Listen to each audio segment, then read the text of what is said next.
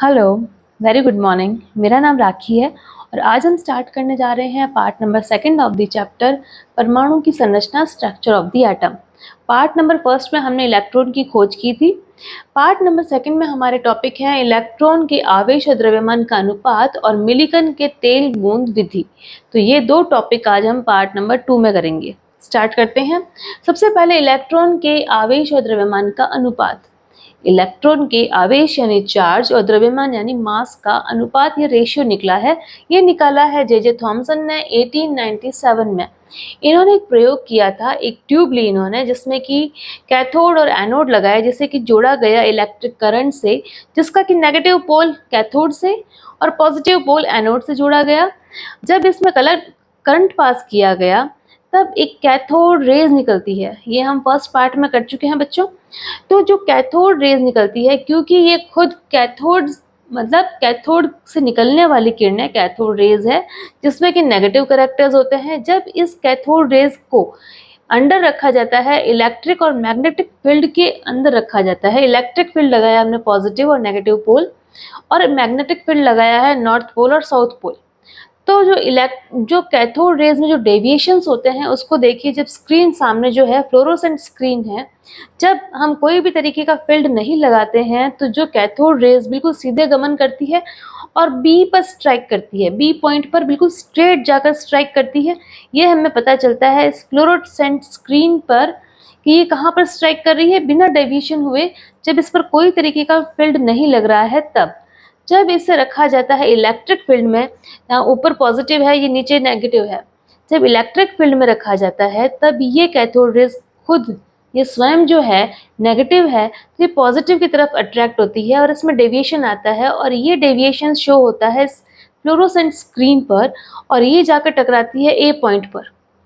ए point पर देख रहे हैं आप बच्चों, ये डेविएशन हो रहा है बिना किसी फील्ड के, ये बिल्कुल स्ट्रेट जाती है और बी पॉइंट पे स्ट्राइक करती है। जबकि अगर इलेक्ट्रिक फील्ड लगता है तब ये मुड़कर ये डेविएशन शो कर रही है, विचलित होकर बी पॉइंट पे स्ट्राइक कर रही है। जब इसे मैग्नेटिक फील्ड में रखा जाता है नॉर्थ पोल और साउथ पोल में, तब ये फिर से डेविएशन शो करती है और सी पॉइंट पे स्ट्राइक करती है। ये हमें सभी चीज़ें दिखती है इस फ्लोरोसेंट स्क्रीन पे। तो ये हमें सारे के सारे कैरेक्टर्स ये शो करते हैं कि ये किरणें जो है ये नेगेटिव कणों से मिलकर बनी हैं, इसलिए ये नेगेटिव की तरफ रिपल हो रही है और पॉजिटिव की तरफ आकर्षित हो रही है। तो ये जो चीज़ें थी, ये जो डिफ्लेक्शन है, ये जो डेविएशन है, ये किस किस पर डिपेंड करता है? ये जो विचलन है डिपेंड करता है तीन चीज़ों पर। वो तीन चीज़ें कौन सी है? सबसे पहले तो है वोल्टेज, इलेक्ट्रिक फील्ड और मैग्नेटिक फील्ड। जो हम वोल्टेज लगा रहे हैं, इसका इलेक्ट्रिक फील्ड अगर ज़्यादा होगा, अगर ज़्यादा हाई वोल्टेज में अगर इलेक्ट्रिक फील्ड लगाया जाएगा तो ये किरणें बहुत, अगर खींचने वाले की क्षमता ज़्यादा होगी, अगर किसी व्यक्ति में ज़्यादा पावर है तो वो अगर हल्के फुल्के व्यक्ति को बहुत तेज़ी से खींच लेगा। तो वही चीज़ है कि अगर इलेक्ट्रिक फील्ड अगर की उसकी क्षमता ज़्यादा होगी तो ये किरणों को बहुत ज़्यादा डेविएशन शो कराएगा। उसी तरीके से दूसरा पॉइंट आता है इसका, जैसे कि वोल्टेज की बात करें तो इलेक्ट्रिक फील्ड और मैग्नेटिक फील्ड का जो वोल्टेज अगर ज़्यादा होगा तो डिफ्लेक्शन ऑफ कैथोड रेज भी ज़्यादा होगा। ठीक है। सेकेंड पॉइंट आता है इसका मैग्नीट्यूड ऑफ चार्ज, यानी कैथोड रेज का खुद का जो चार्ज होगा, कैथोड रेज की नेगेटिविटी अगर ज़्यादा होगी तो वो डिफ्लेक्शन ज़्यादा शो करेगी। तो ये है मैग्नीट्यूड ऑफ चार्ज। दूसरी बात करें 1/, मास, यानी मास का इरप्रपोर्शनल है। अगर किसी व्यक्ति में, अगर कोई व्यक्ति हल्का फुल्का है तो उसको धक्का देना आसान होगा। यदि कोई भारी भरकम व्यक्ति है तो उसको धक्का देने में जोर लगाना पड़ेगा, है ना। जितना अधिक मास होगा वो कम विचलित हो रहा है, और जिसका कम मास है उसे उस जगह से हटाना, उससे विचलित करना आसान होता है। तो इसी तरीके से 1/, मास है, यानी द्रव्यमान का व्युत्क्रमानुपाती है क्या चीज़, ये डिफ्लेक्शन। यानी मास अगर अधिक है तो डिफ्लेक्शन कम होगा, अगर मास कम है तो डिफ्लेक्शन अधिक होगा। ठीक है। इस तरीके से उन्होंने इन सारे एक्सपेरिमेंट से उन्होंने वैल्यू निकाली, E/m आवेश और द्रव्यमान का अनुपात निकाला, जो कि निकलता है 1.76 × 10⁻11 कूलम पर kg। ठीक है। ये है E/m की वैल्यू, जो कि निकाली है जे थॉमसन ने 1897 में। ठीक है बच्चों, इससे निकला हमारा E/m, बट इससे हमारा जो इलेक्ट्रॉन का पर्टिकुलर आवेश है कि इलेक्ट्रॉन पे आवेश कितना है ये ज्ञात नहीं हुआ। ये हमें आवेश और द्रव्यमान का अनुपात ज्ञात हुआ। इसके बाद हम बात करते हैं मिलिकन की तेल बूंद विधि। मिलिकन की तेल बूंद विधि, इसमें क्या था कि आर आर मिलिकन जो वैज्ञानिक थे 1913 में उन्होंने एक विधि दी, मिलिकन के तेल बूंद विधि। इस विधि के द्वारा इलेक्ट्रॉन के आवेश यानी चार्ज ज्ञात किया जाता था। यह कैसे किया जाता था? उन्होंने एक एक्सपेरिमेंट किया, एक बहुत बड़ा सा बॉक्स लिया उन्होंने। इस बॉक्स का हमने सेक्शन पार्ट काट के जो अंदर क्या स्ट्रक्चर हो रहा है इसका वो दिखाया गया है इसमें। तो इसको अच्छे से देखिए बच्चों, एक बहुत बड़ा सा बॉक्स है इसमें। इस बॉक्स में दो प्लेट्स लगाई गई, एक है कैथोड, एक है एनोड, क्योंकि इनको नेगेटिव और पॉजिटिव पोल से जोड़ा गया है। जो कि नीचे वाली जो प्लेट है वो है कैथोड नेगेटिव, और ऊपर जो बीच में लगी हुई है जो प्लेट है वो है पॉजिटिव एनोड। इस पॉजिटिव प्लेट में एक छिद्र है, छोटा सा छिद्र बनाया गया है, और इसके ऊपर जो जगह है वहां पर हमने क्या लगाया है, एक पंप लगाया है, एक स्प्रे लगाया है, जिससे कि कनेक्ट किया है ऑयल से। यहाँ ऑयल स्प्रे हो रहा है। ये जो ऑयल स्प्रे हो रहा है बच्चों, ये जो ऑयल स्प्रे हो रहा है, क्योंकि आपने देखा होगा परफ्यूम की बॉटल जब हम स्प्रे करते हैं तो कितनी बारीक बारीक कण उसमें से निकलते हैं। सपोज करें वो उसी तरीके से जैसे कि आप परफ्यूम की बॉटल स्प्रे करते हैं, इसी तरीके से यहाँ ऑयल स्प्रे हो रहा है और बिल्कुल बारीक कण निकल रहे हैं, जो कि इस एनोड की बिल्कुल बारीक वाले जो छिद्र हैं उसमें से बहुत ही कम मात्रा में जो है ये जो कण है, ऑयल ड्रॉप्स हैं, वो निकलकर यहाँ पर आ रही है। कहाँ पर? एनोड और कैथोड के बीच वाली जगह पर। देखिए बच्चों, अगर ये ऑयल ड्रॉप्स यहाँ पे आती हैं, ये जोड़ा गया है, बैटरी से जोड़े गए हैं, ये जो है देखिए साइड में लगा हुआ है आयनाइजिंग रेडिएशन, यानी इस चैम्बर में जो गैस भरी हुई है उसको आयनाइज करने के लिए, उसको आयनित करने के लिए एक आयनाइजर भी लगा हुआ है यहाँ पर। ठीक है, उसके बाद अगर हम बात करें कि इस गैस चैम्बर में हल्की फुल्की लाइट भी आनी चाहिए, क्योंकि इस गैस चैम्बर को हमें देखना है कि अंदर क्या हो रहा है। उसको देखने के लिए एक माइक्रोस्कोप लगा है, जहाँ से हम देख सकते हैं कि इस चैम्बर के अंदर क्या हो रहा है। और उसे देखने के लिए अंदर जो लाइट का जो प्रबंध है वो भी है, सोर्स ऑफ लाइट भी यहाँ पे लगी हुई है, जिससे हम इस चैम्बर की लाइट से देख सकते हैं कि अंदर क्या कंडीशन है। अच्छा, जब हम करते हैं कि इसमें जब स्प्रे किया जाता है और एक दो ऑयल ड्रॉप्स जो हैं, गिनती की ऑयल ड्रॉप्स जो है इस छिद्र से होती हुई इस चैम्बर में आती है, तब इस चैम्बर में क्या किया जाता है, आयनाइजर द्वारा इस गैस, यहाँ जो उपस्थित गैस है उसको आयनाइज किया जाता है। आयनाइज करने से यहाँ की जो गैस है वो आयनाइज हो जाती है। आयनाइज होते ही वो इलेक्ट्रॉन त्यागने लगती है, और वो जो इलेक्ट्रॉन त्यागते हैं वह जो है सारे ऑयल ड्रॉप्स के ऊपर जाके चिपक जाते हैं। कौन? इलेक्ट्रॉन्स। इलेक्ट्रॉन्स, ये जो ऑयल ड्रॉप्स हैं ये चारों ओर इलेक्ट्रॉन से घिर जाते हैं। तो ऑयल ड्रॉप्स की जो कंडीशंस है, ऑयल ड्रॉप्स का ये नहीं है कि पर्टिकुलर सबका मास इक्वल होगा, क्योंकि ऑयल ड्रॉप्स हैं, ये स्प्रे करके आए हैं, तो पर्टिकुलर कोई ऑयल ड्रॉप छोटी होगी, कोई ऑयल ड्रॉप बड़ी होगी, तो उस अकॉर्डिंग उनके ऊपर कितनी मात्रा में आवेश आकर चिपक रहे हैं, तो ये किसी के ऊपर पर्टिकुलर नहीं है कि इतने ही आवेश आके चिपकेंगे। तो यहाँ पर ऑयल ड्रॉप आ रही है, और ये ऑयल ड्रॉप चारों ओर इलेक्ट्रॉन से घिरी हुई है। किसी भी चीज़ को, जब कोई भी चीज़ को गिराया जाता है तो पर्टिकुलर वो नीचे की तरफ जाके गिरती है ड्यू टू ग्रेविटी, है ना। गुरुत्वाकर्षण क्षमता है, शक्ति है, उसी कारण ये ऑयल ड्रॉप भी नीचे की तरफ जा रही है। जब ये ऑयल ड्रॉप नीचे की तरफ जाती है तब हम क्या कर रहे हैं, ये जो सोर्स ऑफ करंट है उसको ऑन किया जाता है, और एक कंट्रोलर है उससे कंट्रोल किया जाता है कि ये जो कैथोड प्लेट है उसमें इतनी नेगेटिविटी आ जाती है कि ये ऑयल ड्रॉप, क्योंकि ऑयल ड्रॉप चारों ओर घिर चुकी है इलेक्ट्रॉन से, तो वो ऑयल ड्रॉप खुद भी एक नेगेटिव बॉल की तरह व्यवहार कर रही है। अब ये जो नेगेटिव बॉल की तरह व्यवहार कर रही है, इस एरिया में देखिए ये ऑयल ड्रॉप नीचे की तरफ जा रही है ड्यू टू ग्रेविटी, लेकिन इलेक्ट्रिक फील्ड लग रहा है तो ये इसको रिपल कर रहा है, क्योंकि ये इलेक्ट्रिक फील्ड के कारण कैथोड प्लेट भी नेगेटिव है और ऑयल ड्रॉप खुद भी नेगेटिव है।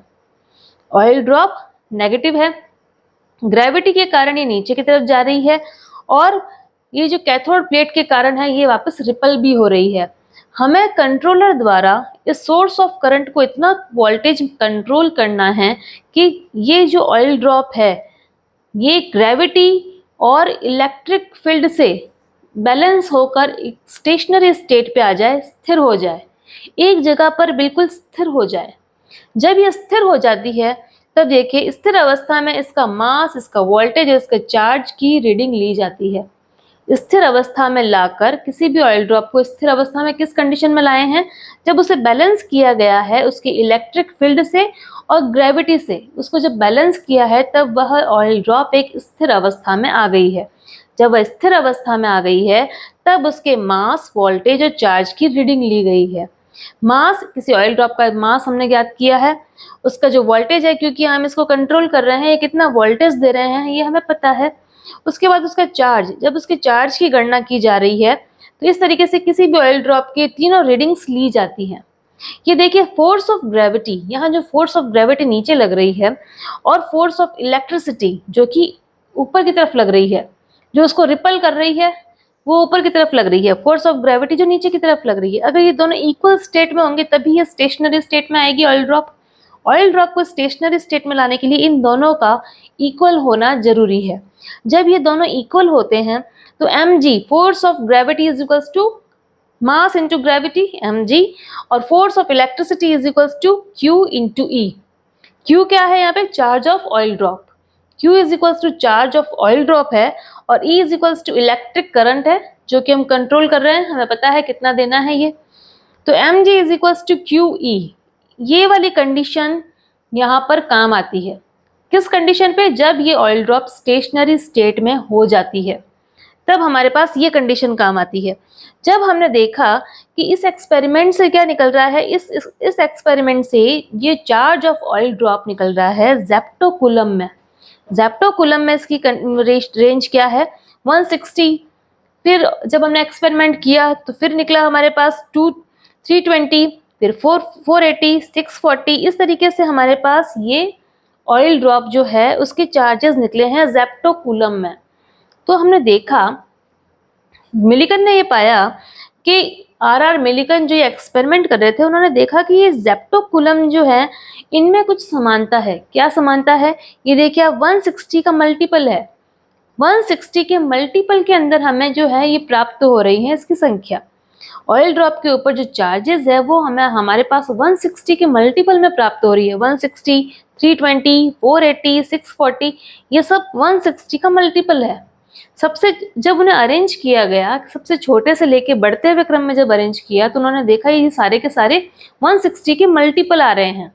160 का मल्टीपल होने का मतलब क्या हुआ? 160 zeptocoulomb is equals to 1.6 into 10 to the power minus 19 coulomb, है ना। तो कितना छोटी संख्या है ये zeptocoulomb. 160 zeptocoulomb is equals to 1.6 into 10 to the power minus 19 coulomb सबसे छोटी रेंज हमें प्राप्त हुई।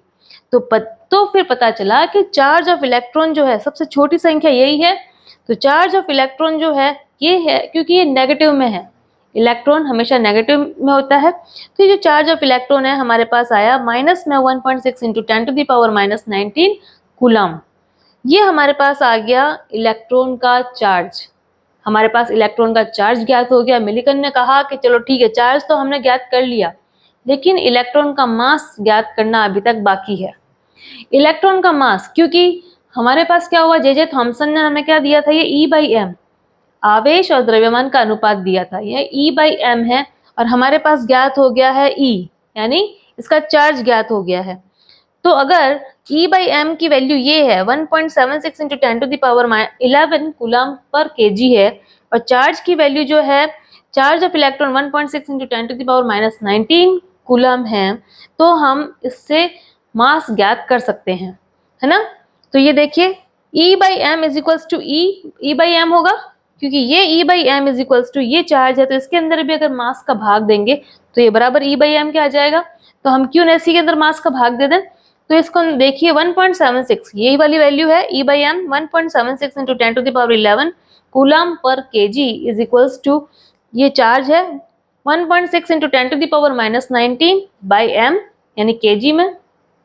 तो ये देखिए mass is equals to 1.6 into 10 to the power minus 19 coulomb divide by ये संख्या उधर चली जाएगी और 1.76 into 10 to the power 11 coulomb पर kg, कूलम से कूलम कट गया, kg ऊपर चला जाएगा और जब ये 10 टू द पावर 11 ऊपर जाएंगे तो ये माइनस में हो जाएंगे और जब इसे सॉल्व करते हैं तो निकलता है mass of electron is equals to 9.1 into 10 to the power minus 31 kg।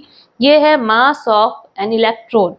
एक सिंगल इलेक्ट्रॉन का जो मास निकलता है वो यह है 9.1 into 10 to the power minus 31 kg। तो इस तरीके से उन्होंने इलेक्ट्रॉन का मास निकाला है, इलेक्ट्रॉन का चार्ज निकाला है, और थॉमसन ने इलेक्ट्रॉन का E/m यानी आवेश और द्रव्यमान का अनुपात निकाला है। बहुत ही इजी स्टेप्स है इनको समझना।